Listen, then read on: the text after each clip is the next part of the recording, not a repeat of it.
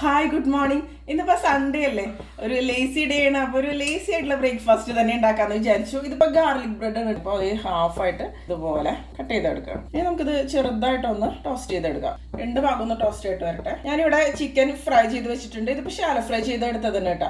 Chicken breast എടുത്തിട്ട് അതിൽ കുറച്ച് സോയാ സോസും ഉപ്പും കുരുമുളക് പൊടിയും അതുപോലെ ചില്ലി സോസും കൂടി ചേർത്തിട്ട് ഒന്ന് ഷാലോ ഫ്രൈ ചെയ്തെടുത്തതാണ്. പിന്നെ എഗ് സ്ക്രാമ്പിൾ ചെയ്തെടുത്തതാണ്. പിന്നെ ഞാൻ ഇതിന്റെ കൂടെ കുറച്ച് പച്ചക്കറികളും കൂടി ചേർക്കുന്നുണ്ട്. ഇതിപ്പോൾ ആവശ്യത്തിന് തന്നെ ഒന്ന് ടോസ്റ്റ് ആയിട്ട് വന്നിട്ടുണ്ട്.